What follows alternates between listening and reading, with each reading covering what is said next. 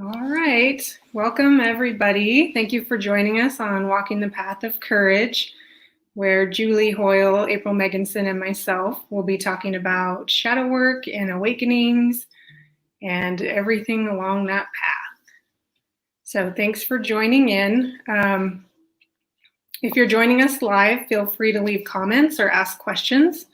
And I'll be we'll all be able to see your comments, so we'll be kind of scanning to see if anybody has questions. And then if you are, good morning, Karen. If you are going to watch on the replay, you can leave comments and have conversations with us under each of our YouTube channels. So this show is going to be under each of our channels, so you can find it there. So did anybody have anything that they wanted to say this morning? No, other than let's just dive in. I think it's a great theme. Okay. A great topic. And so, yeah, let's just dive right in. So I wanted to dive in. This morning, I came across one of Anita Moorjani's posts on Instagram, which I've always loved her work. And her book, Dying to Be Me, was really profound for me. I read it several years ago. So she had this post that says, self-love is felt more deeply when our lives are less cluttered, when we are not as preoccupied with doing things out of fear of displeasing others or fear of failing or out of obligation. And so when I read that, that brought up a lot of stuff that I had found in myself in doing shadow work. Doing a lot of things out of fear, feeling obligated to do things because I didn't want anybody to feel uncomfortable, those kind of patterns. And then her talk about self-love is felt more deeply when our lives are less cluttered. She's not talking about the self-love of personhood. She's talking about being in source energy, that self-love that you feel when you're in the present moment, when you're in source. So that's kind of where I wanted to start, because she's an author who ended up with terminal cancer. And so her physical body was affected. And then she ended up going through a near-death experience where she had this experience of oneness, and then she was healed. So that's kind of where I felt like taking the conversation this morning. That sounds great. And what I would add as well, there's another fear I would add in there too, because I can speak from direct experience. And that's around fear of being seen, fear of being recognized, with respect to your own self-acknowledgement and your own seeing, that in many cases has been present since we were children, right? Mm-hmm. And what happens oftentimes is, and it was certainly true in my case, I was worried that if people knew that I had lucid dreams and I was, for want of a better term, I mean, I hate the term clairvoyant or clairaudient, those, but that I was able to see and perceive and know what is going on with someone, then I would be labeled as being weird. And so for that reason, and I didn't quite know how to fit in and find my space or place in the world, because I didn't know anybody else that was like me. I assumed everybody was like me, and I was very young, and then quickly realized that that wasn't the case. And so I learned to be, very guarded about who I kind of presented to, if that makes sense. And I'm sure that's a fairly typical and common theme. Yeah.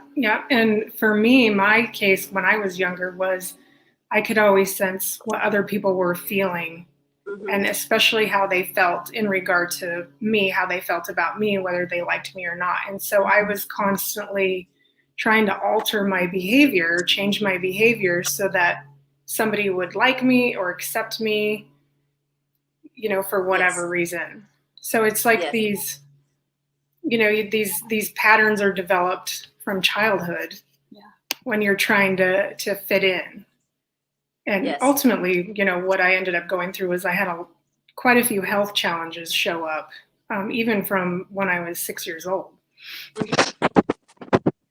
I'm just realizing I need to plug in because everything's going to drop.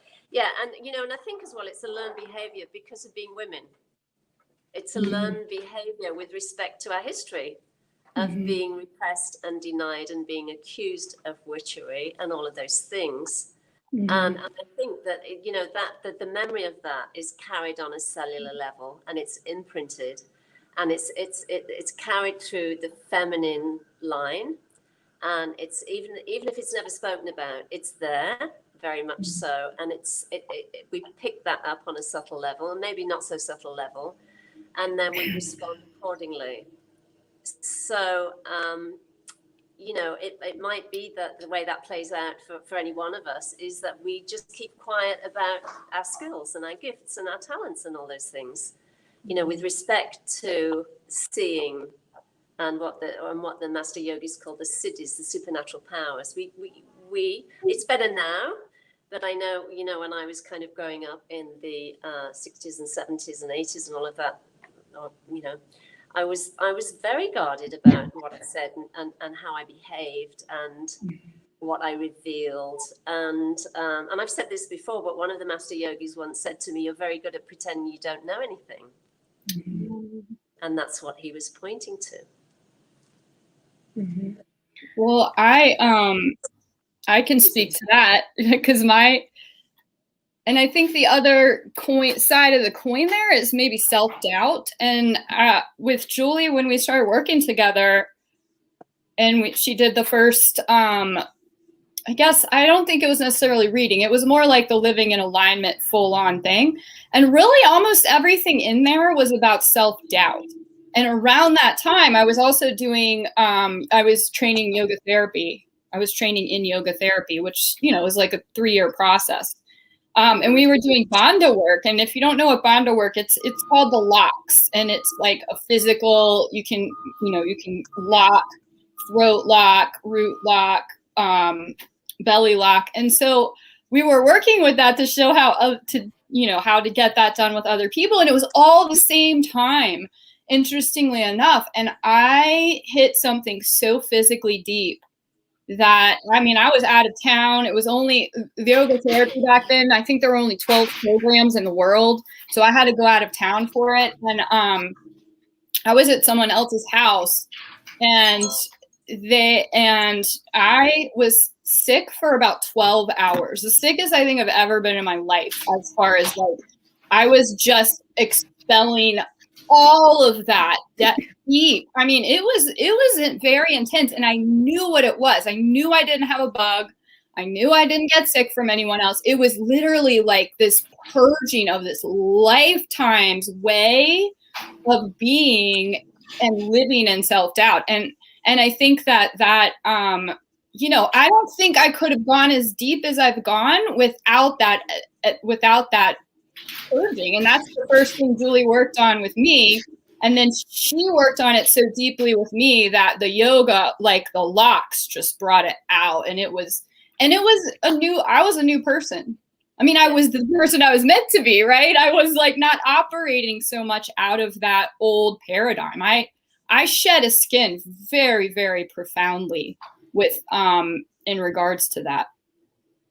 Yes, and I'm really glad you brought the physical component up, because you know what preceded my dramatic spiritual awakening was having a terrible back issue.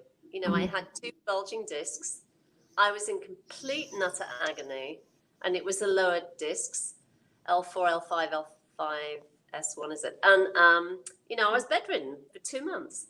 And you know, if you know anything and understand anything, and of course I intuited that there was something wanting to come out, but you know, anything to do with the relates to fear around lack of support, either from, you know, humanity or the globe or whatever you want to call it, the world, and fear of lack and fear of support, essentially those 2 things.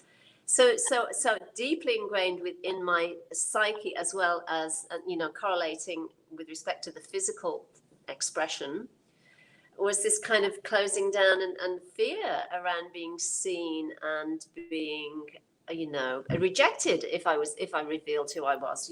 Would the community accept me? Would I, be labeled? Would I be shunned?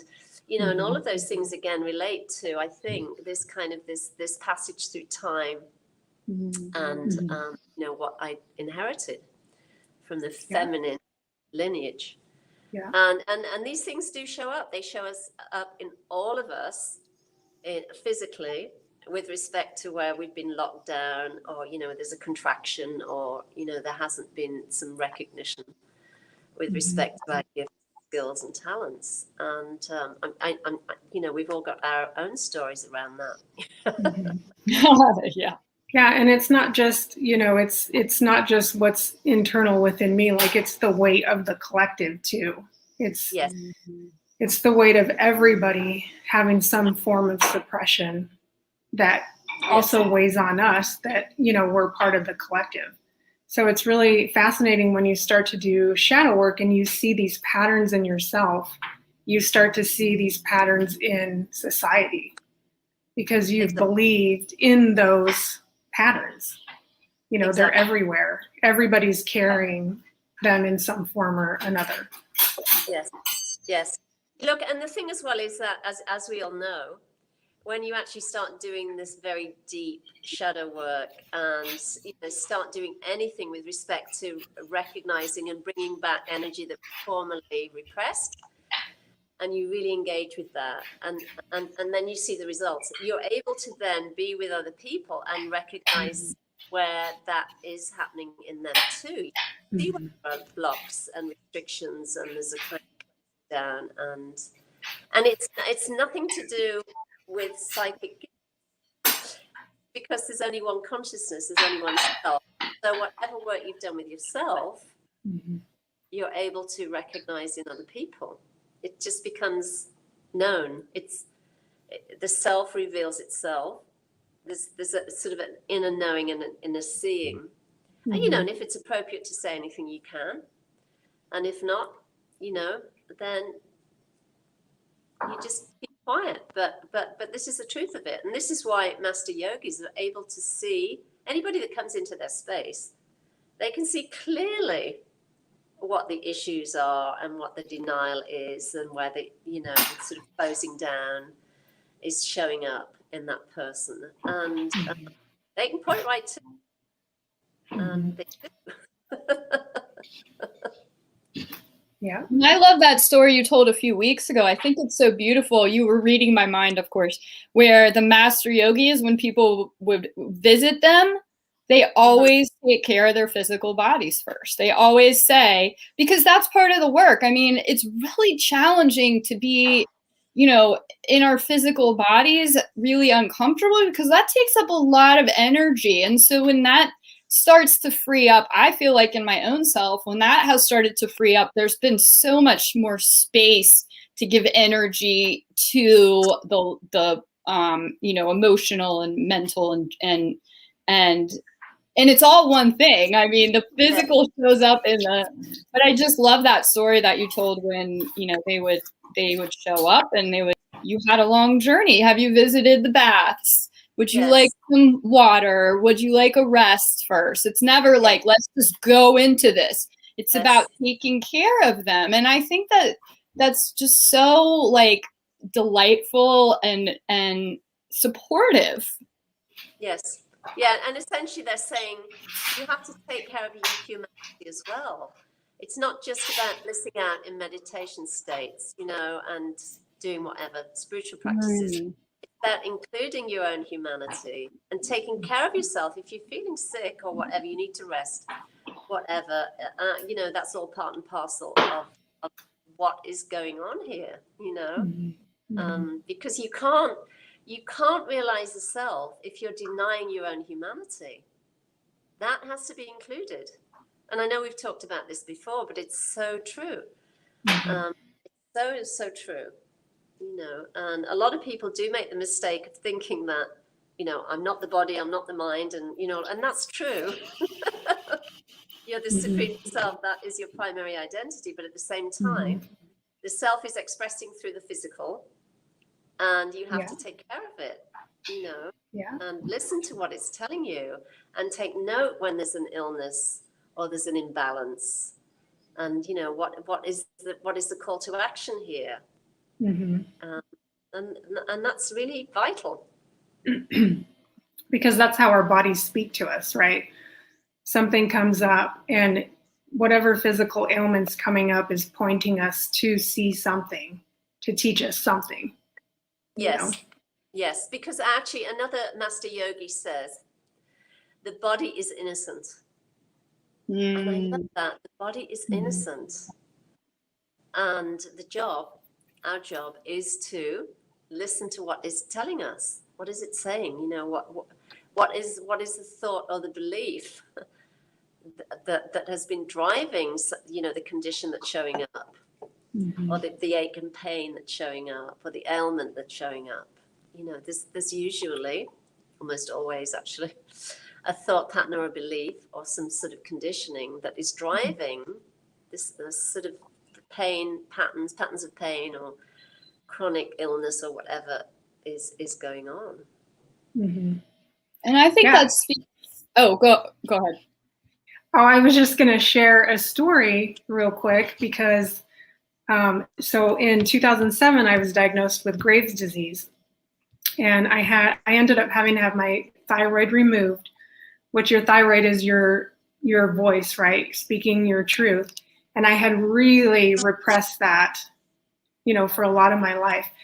And so I've had to take thyroid medication for years, ever since 2007. And since last August, when I really started doing deep shadow work, the amount of medication that I've been on for so many years is still being reduced. So I find that incredibly fascinating and coincidental that in this shadow work that I've been doing, I have not needed as much medication. Right. Probably because it doesn't take as much effort to force down or lock down the throat chakra. Right. Yeah. There's no need for it anymore. Right. So I'm not suppressing myself. I'm not, and I feel like I'm more peaceful. I'm not so stressed out. I'm not so trying to control everything that's going on around me, which stress, plays a huge role in the body. Yes. And I think, go ahead. I was going to say exhausting. It's exhausting. And I think we're speaking, what I found here is circling back to what Julie was talking about a moment ago. We have a collective belief in transcendence versus imminence.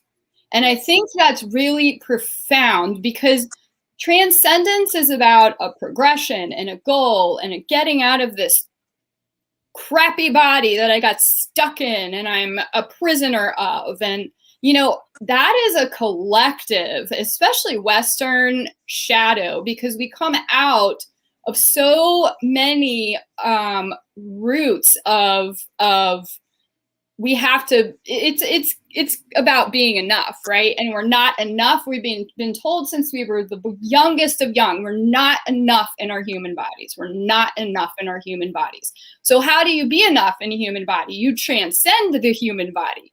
And that becomes a very, I think that becomes a very easily obsessive goal that is just not even truth whatsoever.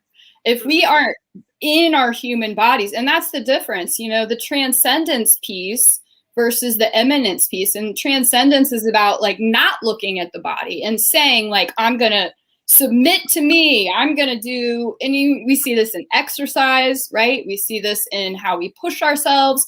We see this in how we don't treat ourselves with self-care, which goes back to your first reading, Raquel, about self-love.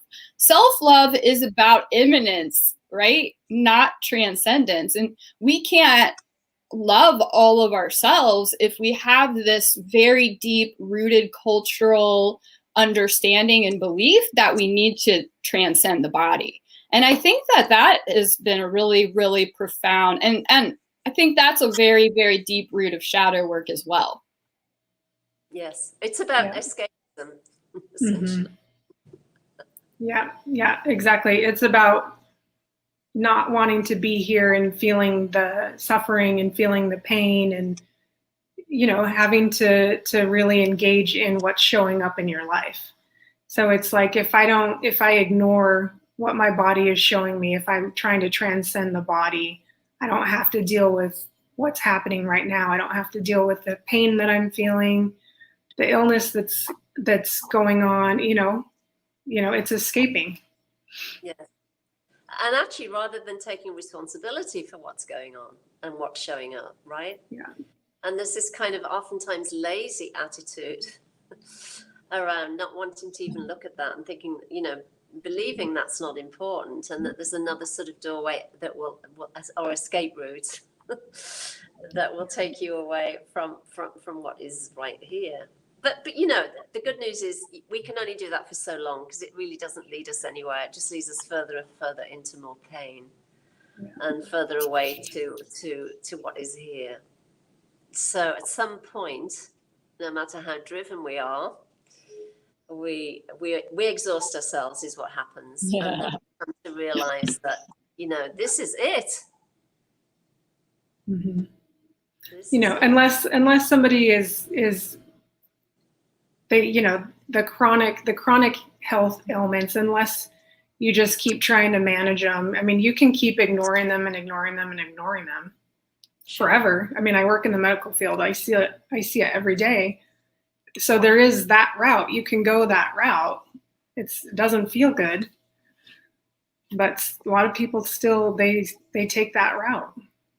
Sure, but you know, I'm specifically, I think we're speaking here about people that really are interested, at least, in wanting to awaken or have had an awakening, and then you know, come to the end of seeking. So I think that there's a sort of nuance there. I mean, if you're somebody that has a chronic condition, keeps going to the doctor for medication, but you know, is really not even interested in anything to do with spiritual understanding or whatever, then that is very common, you know, where people just want the doctor to give them pills to make the whatever go away and no inclination at all to look at what that something is saying to them, to him or her. So, you know, and that really is prevalent, and which is why, you know, the pharmaceutical industries are doing so well out of it. But, you know, part and parcel of what's happening in the world. You know, the sort of proclivity for self-denial and, you know, for looking for escape routes. And, you know, and that might be medication, it might be alcohol, it might be drugs, it might be sex, it could be anything, really. But, you know, certainly when you have some sort of awakening, there is a call to action. And there's a real call to start becoming honest with yourself about where you are and what's happening, and to stop denying. Yeah. We have a question Karen asked. I think it was on a comment that we had said a little bit earlier. She said, you can't realize the self if you are denying your own humanity. Her question is, do we mean the higher self? Mm-hmm. The supreme self, the absolute, whatever you want to call that, you know, source, God. Yeah. Yes. Lisa's on with us. Hi, Lisa. Lisa. She said, I find that if you don't get to the root cause of your symptoms via self-inquiry, you will never heal the physical. And when you do the inner work, the physical support usually appears. Yes. You know, and the thing is, you know, even if it's kind of a really chronic condition or a very painful condition, it might not necessarily be that the symptoms disappear entirely, but somehow they don't have the same sort of impact. They don't have the same weight. because the energy behind that has been dealt with or is being integrated or looked at or whatever. And it's really about turning it into an ally as well and making friends with it and having a conversation with it. Mm-hmm. So that, because there's been plenty of saints through history who end their lives going through terrible things, And I remember Ramana Maharshi, who was it now? It may have been Ramana Maharshi anyway. Whoever this saint was suffering from cancer. I believe it was throat cancer or tongue cancer or something, and his devotees were terribly, terribly upset, and were saying to him, "But you could heal this." So they knew, because he was an enlightened being, and you could heal this so easily. And he said it hardly bothers him. Only maybe once or twice a day. There's maybe some sort of pain, but there's a distance. And he said, why turn away or why refuse the gifts of the Mother Goddess? Mm. And he accepted it as part of his karma, and his dharma was to accept it and to work with it, but not be really affected by it. And it wasn't that he was kind of meditating and escaping his physical form or anything like that, but because he knew who he was. He recognized the Supreme Self, and it didn't bother him as much as it would, somebody who didn't have that awareness and didn't have that understanding. Mm-hmm. And I've heard accounts similar to this many times with great beings. I know that Nityananda used to have arthritis quite badly. And devotees would go and they would massage his feet and so on and so forth. But again, he, and they would make mention of it and say, you could heal it and you could do whatever. And he would just shrug his shoulders and say, what to do. This is the destiny of the body. And he would also say that because people used to come to him all the time for blessings and darshan and so on and so forth, he said, they would leave the weight of their worries and their suffering at his feet, and then his feet would absorb that. And that was why there was arthritis. So, all of those things, speak to what shows up in the body, and the importance of taking care of that, and not trying to sort of escape or have it cut out or run up. And obviously, medical intervention has its place and it's important. We need to see the doctor when we need to see the doctor and take medication. But, there's a relationship. Mm-hmm. So, Julie, when you talk about using it as an ally, and April, you can speak to this too, because you do a lot of body work stuff with your clients. How would somebody be able to utilize it as an ally? What would be the process for them to say, okay, this is showing up in my body. How can I use this as an ally to help me? You want to take it, Julie, or me? No, you go ahead. That's fine. There are so many multiple ways in.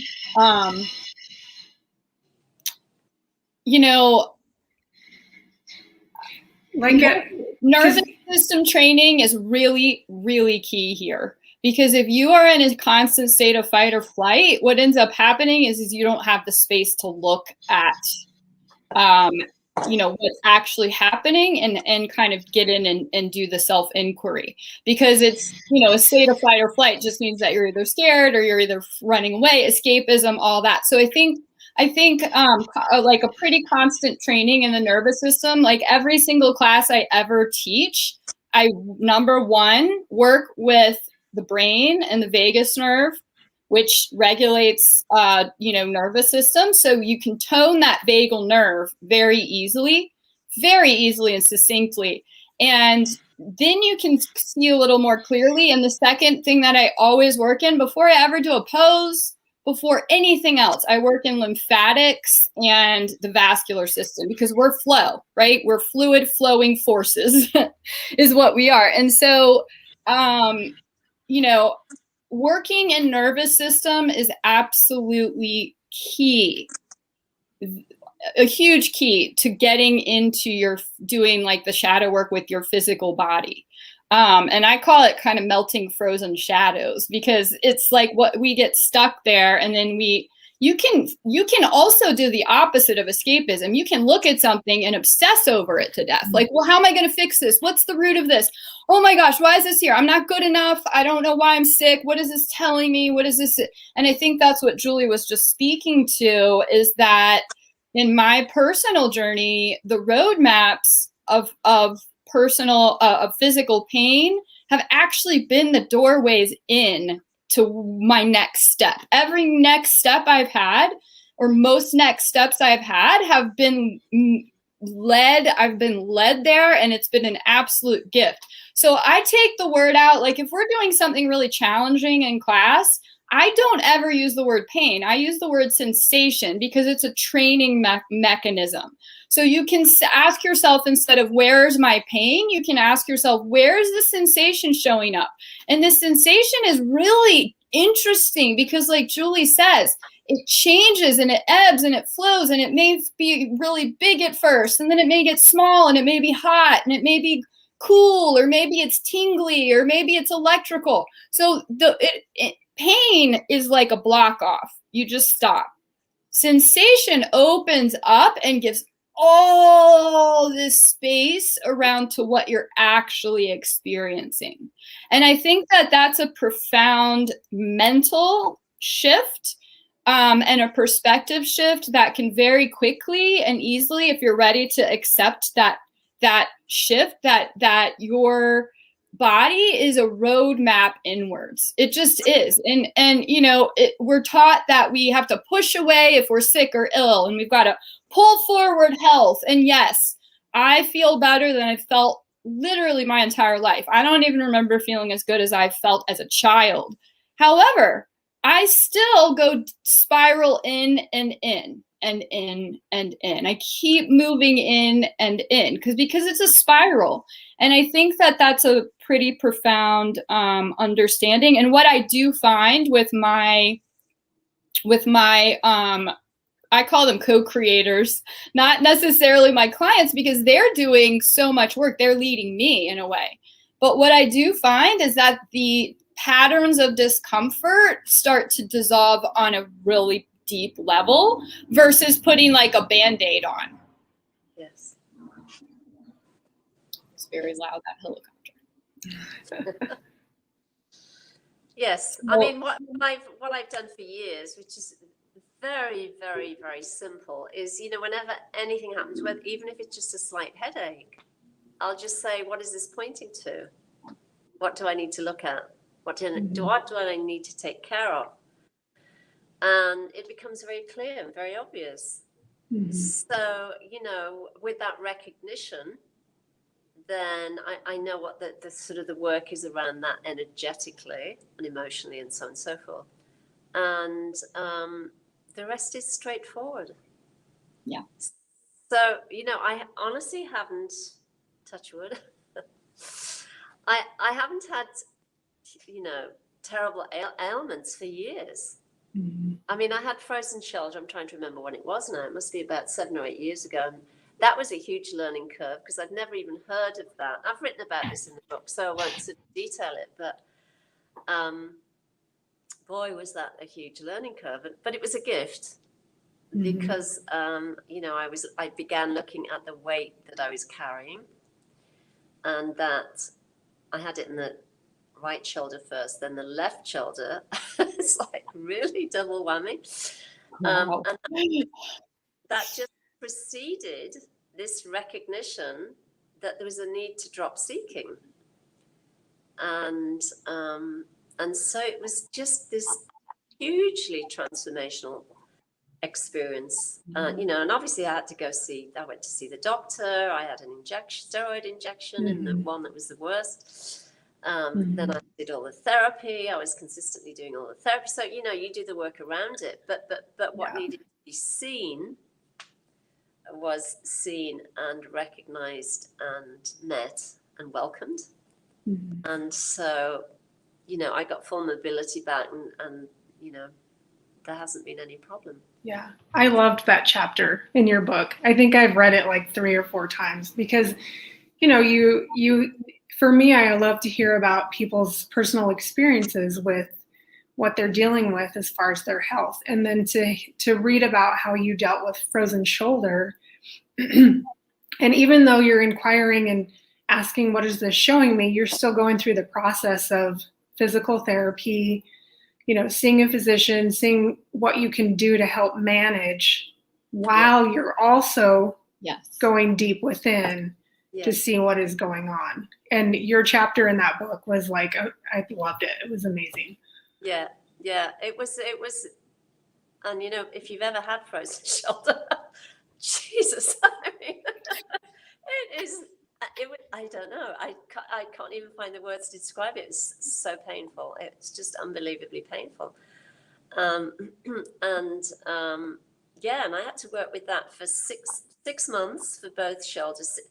When the one on the right finished, the one on the left started to pick up, and I knew immediately what it was. So it was actually over a year essentially of work with both of those and consistent physiotherapy. Yeah. And I just used to pitch up to physiotherapy and enjoy it and laugh and just, you know, because I knew what this ailment kind of or condition was speaking to. So I was fully engaged, you know, and this is the invitation for everybody. Whatever is showing up, there's an invitation for you to work with it and to meet it and greet it and just say, you know, what are you here to show me? What do I need to take care of, essentially? Yeah. We have a comment from Karen. She said, I find that I want to get to the root of the cause of illness to try to do something about it. But it seems to me that well-meaning friends, family want to push me towards prescription medications. In other words, not respecting or understanding the way I want to manage my own health. Yes.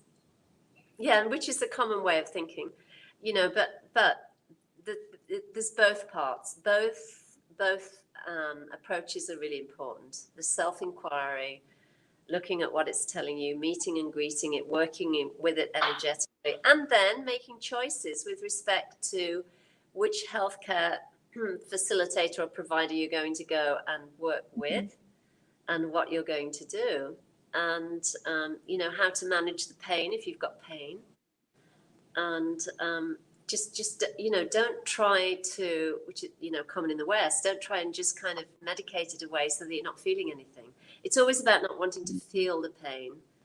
And, you know, oftentimes these are the greatest lessons, because I'm sure in all our cases, with respect to our stories about illness or trauma or whatever with the body, those have been the sort of biggest learning occasions, you know, biggest teachings. And certainly, I mean, I'm very grateful for the back problem I had years ago, because it really precipitated this incredible awakening. And the realization I could not go on the way I'd been going on, which was to really repress and deny everything and close everything down.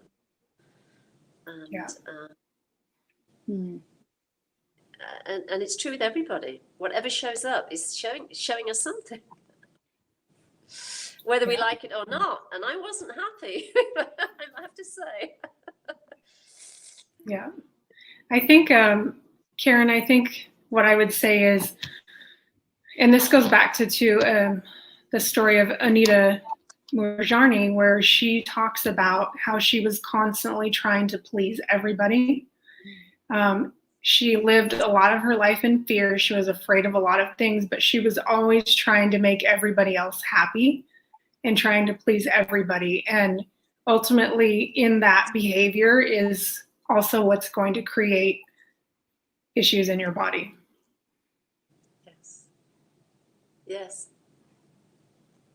Yeah, I think we can all relate to that. I think, you know, it's kind of common with women that we have to be sort of nurturing and sort of taking care of everybody. And, you know, as I've shared in my instance, you know, I didn't have any boundaries. because I was taught that it was selfish to think about myself. There's a real sort of Catholic imprint there. Yeah. And then being, part of a big family, that I was just being selfish. Is if I was taking care of myself and not thinking about other people, which of course is bullshit, But the whole lack of boundaries thing is huge in the psyche of many women. Many women just completely deny their own self-care in favor of the husband, the kids, or the whole community sometimes. So, it's just a case of unlearning that type of behavior. Yeah. Yeah. And it's almost even more prevalent when you start a spiritual path, lack of boundaries, because you think that you have to operate out of this certain persona of light and love and compassion. And so you're constantly trying to make decisions and from that place when really you need to have boundaries, right? Yes. And so there's this like disbelief between I need to be more compassionate, which means I let people do and say what they want to do and say, and I'll just sit back and not stand up for myself. Yes. And tolerate behaviors that really you wouldn't tolerate in your family, but you tolerate in the spiritual community. I've written about this quite, extensively in Meeting the Shadow, because, all of those things show up in spiritual communities, because there's this idea that to be spiritual, we have to be kind and sweet and nice. And, there's a place for that too, obviously. You develop your sort of qualities, your higher level qualities, so to speak. But part and parcel of that is also saying no, having boundaries, and not putting up with bullshit, and not putting up with people taking advantage of you, or poaching from you, let's say, or taking your energy, or doing, however that shows up, in any given environment, spiritual environment. It would be like April, offering a class and having a payment for an hour's class, and then she's got clients who keep trying to stretch it out and want an hour and 45 minutes, and they only want to pay for an hour for it, or sending her long emails asking her questions, that really should be dealt with inside of the sort of the class setting. Yeah. I could quote a few more. And I think that's all for me, I like that you brought that up, because that doesn't happen to me, because I had a learning curve. You're a redhead.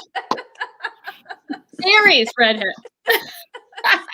But I really, those are just, but I had to put those up too, because I'm a helper. I mean, not anymore. I've done a lot of work around it, and now I help. I'm not a helper, if that makes a difference, if that makes sense, that difference, that differentiation. I think you just learn to flow also, or I've learned to flow myself. If I get a question or something and I really feel like I can answer it succinctly, or I feel like I can offer space right then I'll do that. And if not, I'll say, we can handle this in our next session, or you can write me an email, that kind of thing. So I think it's almost, strategies in a way, like graceful strategies being put in place. And I think for Karen's case, there could be a pointing to, in this case, is how do you create graceful strategies around what other people are doing? There's no need to be mean or push them away. It's, sometimes you can do that if you want to, but for me, it's like, how can I create more space here? How can I create space rather than sending back the same exact energy I'm being given?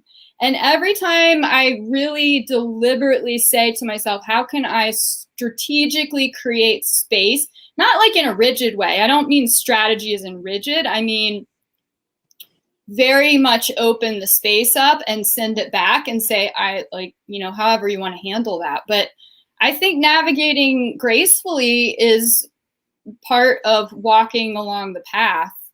And that means that we're not doormats, or I found I'm not a doormat at all. And also I feel like I can hold this gigantic space now for whatever anybody's going through. And people know that when they are, and I'm really there, that I'll hold that space. I don't hold that space for people who go into the same pattern and they're trying to suck energy away, and they want that that kind of vacuum thing happening. That's not the space I'm talking about, because that's not necessarily space, that's enabling. But what I'm talking about is really going in and opening and expanding up, like what is this showing you and how to navigate more gracefully. Yes. Rather than supporting vampirism or whatever you want to call it. Yeah. Or just laziness, and people just, want you to do the work for them and give them all the answers and tell them step by step what to do, and you've gone over that like a long time. So, all of these things have their place, and they're incredibly insightful and really helpful and beneficial with respect to learning as one who presents as a teacher or whatever it is you're doing, in terms of facilitating awakening and healing and clear seeing. We learn from one another. Excuse me. And this is why master yogis have these procedures and policies and boundaries in place. I mean, they don't just let any person just show up. There has to be sort of proof that someone has done some work and is engaged and is willing to do some self-inquiry and so on and so forth, and do the practices before they even allow them into a sort of a monastic setting or an ashram setting, for those very reasons. Well, and do you feel that way too, Julie? Because I've come to that point in my work where it's almost like a vetting process. Like I send out a form. If I'm working individually with someone, I'll send out a form. If I don't get that back, then it's not about the form. It's about are you willing to do the work? Yes. And if you're not, let's not waste your money and both of our time, you know? And so it's like, it's that vetting process goes through, and you can also at this point, and I know you have this, you can tell immediately if you're going to work with the person or not. But in the beginning, I did have that vetting process in place. Yes. I mean, I used in the same way for me. I used to have this vetting process where I would ask permission. I'd ask the siddhas, and the great beings I work with, is it okay to work with this person now? And I would get a clear yes or no. And then I would know how to proceed. And but now what happens is I don't even have to ask. I just know intuitively. I can see clearly if that person is really seriously going to do the work and engage, or if somebody's just fishing or wasting time. And I've talked about this before, but oftentimes when an email will land from somebody that has found me through the website or whatever, before I even open the email up, I know if that person is just sort of fishing for information and just poaching or wasting time, wanting to get sort of a free email reading or something like that. And those people that are really ready to do the work. Because what I'm realizing now is that I've been moving more into working with people who are at the end of seeking, or have kind of got over the main hump of it, so to speak, and are closer towards the end of that. So I really don't have the time to spend with people that are not, willing to engage in the way that is required. So I usually send them somewhere else, or, say thank you very much, but I would suggest you do this before we start working together, because sometimes it's just a case of doing shadow work, or go deepening more into the shadow work before I'll take them on, because I just don't have the time to be doing a lot of hand holding and stuff like that, and which I used to do years ago, but I just won't do it now. Yeah. So the deepening into shadow work, that kind of leads me into a post I did on Instagram yesterday, I think, where I had found that interview by Debbie Ford. Yes. Who she was being interviewed by Oprah, and she, I had no idea who she was, and it turns out she's considered this pioneer in shadow work, and wrote all these books on it, and gave teachings, gave workshops. She was a speaker. She would travel and speak all over the States about it. And then she was diagnosed with cancer, and she comes on and does this interview with Oprah, and it turns out the cancer is what really had her look the deepening into shadow work. Like, she had been teaching shadow work, but she wasn't living by what she was teaching. And so my thoughts around that were, it's kind of, I think, what you called playing in the shallows. Yes. Of shadow work. So you're kind of playing in, what your patterns are, but you're not taking it deeper and deeper into, what's underneath all of that. And it was just fascinating because she was very, very successful. Very successful. Yes.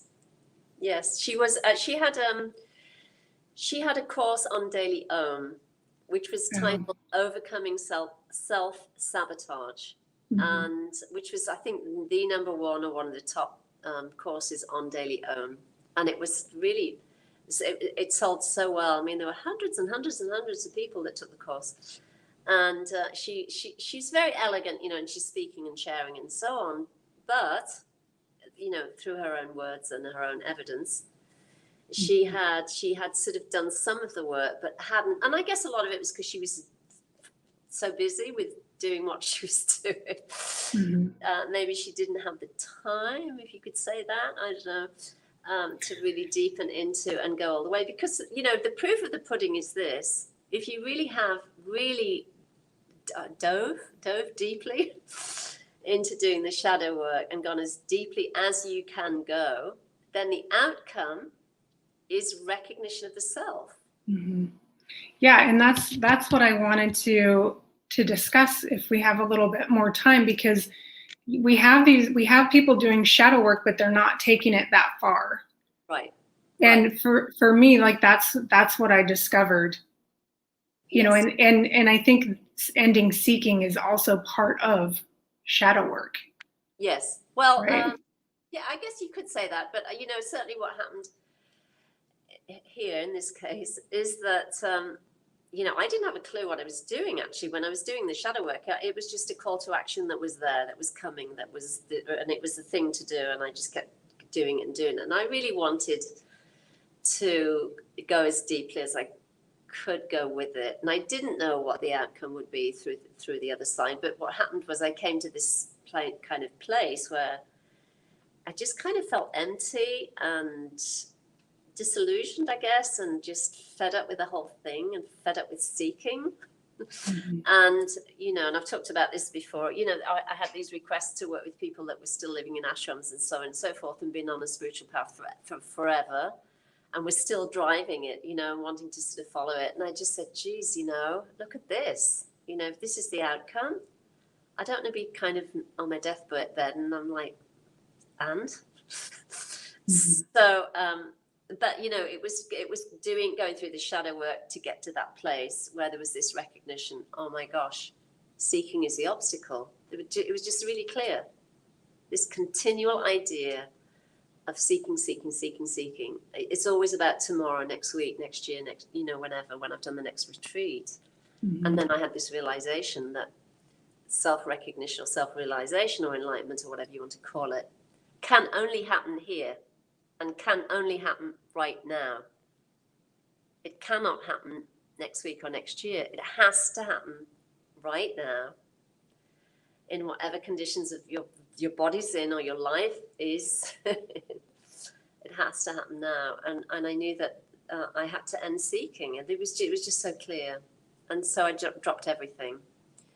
And then, I was diving into the silence. How deep does the silence go? Was the kind of the inquiry. And following that, when I was working, no matter what I was doing, how deep is that silence?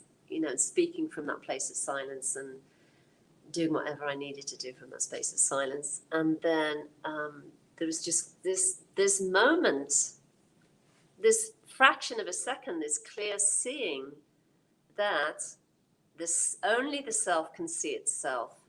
The place from which I was seeing or recognizing truth, in the words of Eckhart Tolle or Gangaji or Muji or whoever was presenting as an Adyashanti, the place from which I'm seeing and recognizing this can only be the self. It cannot be anything else. The self is seeing itself. And this recognition woke up, if you like. It is a way of seeing it, or it saw itself. And it never left. It never left. Because the mind cannot wrap itself around truth. The mind just analyzes and doubts and tries to figure things out. But this state or this space of clear seeing that we can speak about as being in the heart, actually. The heart of the great heart is what the yogis say. Mm-hmm. But, those moments, those times in your life, and this has been evidence for all of us, right? From when we were very young, there's this recognition when we see somebody who speaks truth, absolute truth. We see it and we know it, we feel it. And this is the self or source or absolute awareness itself. And this is who we are. Mm-hmm. And personal expression kind of like plays out of that, or, moves out of that, so to speak. And obviously the body changes, it grows, it, goes through changes, it eventually falls away. But what remains is a self or absolute awareness.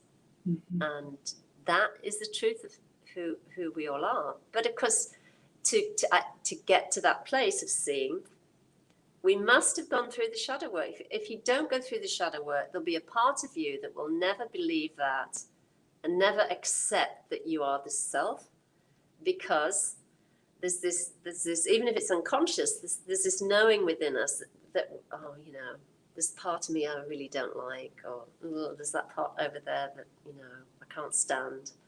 Oh, and, I don't want anybody to see that I get crabby and cranky, whatever the story is. Mm-hmm. So I'm pretty sure most teachers or gurus or masters, whatever, would have their own story in terms of what the process was for them. Mm-hmm. But from what I've seen and what I've heard, there's usually a sort of initial awakening. There's a sort of a deepening into and following certain practices, meditation, whatever it is. There's some shadow work involved in terms of understanding the psyche, and then through that, there's this clear seeing. Mm-hmm. And this recognition and homecoming, so to speak. Mm-hmm. And then we can just be who we are, and it's just like, what can I say? I don't know what to say. Because we're peeling back layers of behavior patterns, right? We're peeling back these layers where you start to discover that's just a behavior pattern. That's a driving pattern. It's not who I am underneath those layers. Sure. And you don't get stuck there, and you don't get kind of over analytical with respect to shadow work. I've been doing shadow work for 30 years or whatever. And that can happen because the ego gets involved then, right? Mm-hmm. And you hear a lot of that around inner child work. Oh, I need to do more inner child work. And all of that is relevant with respect to personal expression and conditioning and belief patterns and so on and so forth. Mm-hmm. But at a certain point, all of that is seen through. It's just part, it's just the personhood, if you so to speak. Mm-hmm. So even, and I talked about it this in the book, Meeting the Shadow. I spoke about this. I have my personal Judaisms, and the self is flavored by my personality and so on and so forth. And Tony is fantastic because he just points things out, and I just laugh my head off because there are things behaviors that part of conditioning, I guess. But I'm not kind of overly identified with any of it. You know what I mean? I mean, you play your part, you answer to your name, you do whatever you need to do in the world in terms of responsibilities. But there's a bigger seeing that sees through all of this, the expression of this, that sees that this is temporary. This body has certainly changed since I first had awakening when I was, 33. There's been a big change between then and now, and there will continue to be changes, and eventually, it'll fall away, and it'll be the end of it.